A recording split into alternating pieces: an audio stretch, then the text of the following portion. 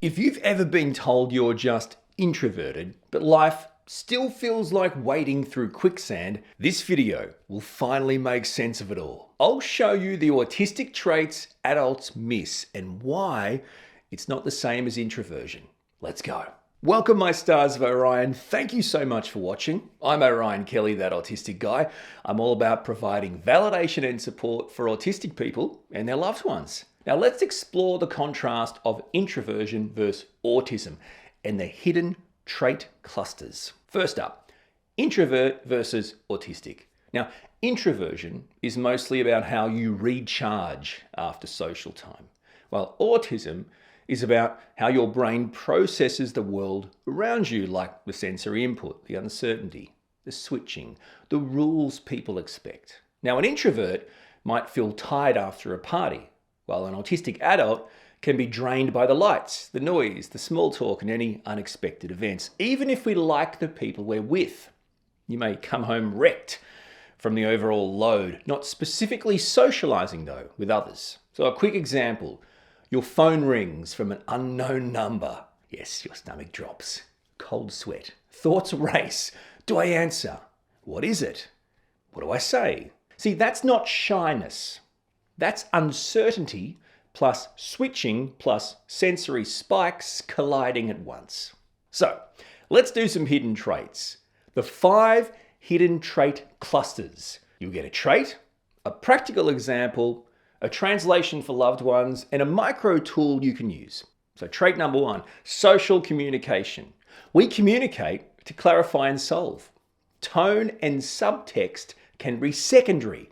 Practical examples. Okay, so your partner says, it's messy in here. You list steps to fix it and get accused of arguing. Your friend tells you a story. You add facts to help. They think you're correcting them. At work, you send a precise, detailed email. People read it as blunt. Translation. When I go straight to facts, I'm showing care and I'm trying to help. A micro tool for you. Start with a validation header, right? Like, I'm on your side, I want to help. Here's what I'm seeing. Ask for the headline. So you could say something like, what's the one thing you want me to understand first? Trait number 2, sensory and environment. Sensory input stacks, lights, noise, smells, fabric, temperature. Practical examples. You could be in the grocery shop, right? Bright lights, beeping scanners, loud music. Decision fatigue hits around about aisle 3. The office, open office, perfume, noisy keyboards, humming aircon, mood crashing down on you at like 3 o'clock and you snap for no reason. Maybe you're eating out. Echoey restaurant room, tiny chairs. You shut down halfway through your meal. I've been there. In fact, I once ordered like a sandwich or a burger when I was on holidays. I think it was maybe like a Hawaiian pork burger or something like that. And it was so oily that it made the bread all soggy and I couldn't touch it. I couldn't eat it. And the person comes back out and goes, is everything okay here? I said, yep, no worries. Right? What I wanted to say was, this is horrific. This is disgusting. What is this? Take this away and I want something else. But I was so triggered and overwhelmed by that and also the overall environment, I just shut down. I just literally didn't eat anything. Translation. I'm not moody.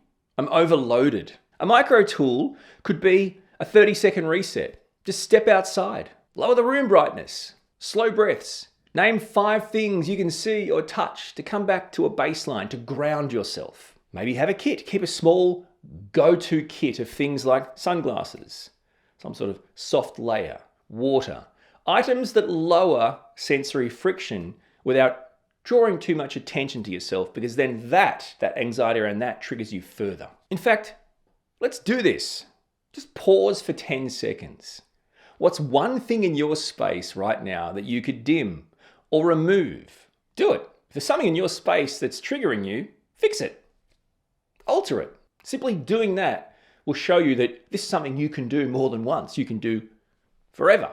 And hopefully that helps you with your regulation. And that's connected to trait number 3, energy and regulation. Energy is spent on processing, not just people time. Some practical examples, the 2-minute task you avoid for days, returning a form, booking an appointment. After a noisy morning, just simple communication feels impossible.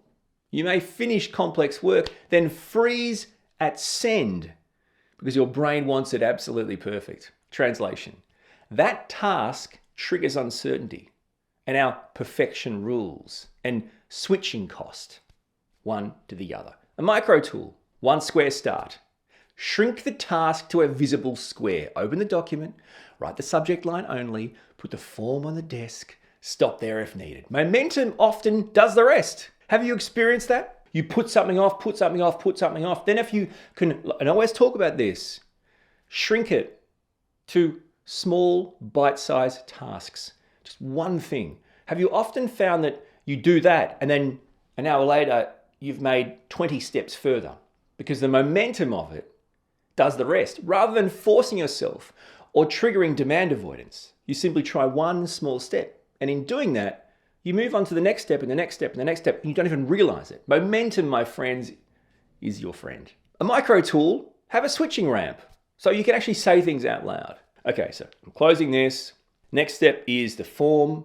I'll set a timer for 3 minutes and I'll give it a crack. And you start. But the next 2 traits explain the you seem fine experience. So stay with me. Trait number 4, thinking style. As autistic people, we lean on rules, on patterns to feel safe. We like precision. Some examples. Someone says, we'll do it later. Your brain, what? Sorry, what? Late? When's later? What's later? Define later. We should catch up soon.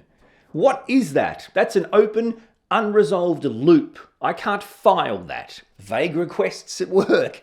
Can you take a look at this?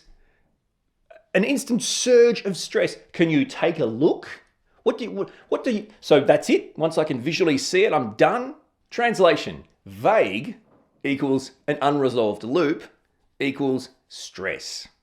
Now, a micro tool could be just ask for one anchor. Could be a time, a place, or a sequence. Can we put this for Wednesday at 3 p.m? Is it before or after lunch? Sorry, are you asking for a summary first or a fix? Show me the first step. You ask them for step 1 only. Then confirm back and mirror back what you'll actually do. Trait number 5, identity and masking. So years of masking makes emotions invisible on the outside, specifically for late diagnosed autistic people. Some examples. You smile through dinner, then you cry alone in the car, or you cry alone in your room. You're told you seem fine while your thoughts are racing and your body is tense. You avoid telling people you're struggling because, well, it never goes well. It hasn't gone well in the past. You say you're struggling, it just becomes a thing. Translation: if I look calm, I might be masking, suppressing. Ask how I'm really doing. A micro tool we've talked about before, the green, amber, and red map. Green, I can be myself here. Amber, I can be some of myself. And red, mask on, keep it brief, plan recovery. An exit phrase. Look, I'm at red, just need 10 minutes, just give me a sec. Well, 10 minutes exactly. Another great tool is a weekly self-check, and it's super quick. It's 3 questions, that's it. And the 3 questions to use, question 1 is about load. What overloaded me this week? Like, what was the big trigger load? Was it noises, uncertainty, constantly switching from one task to another? Number 2, about wins. So what reduced my load?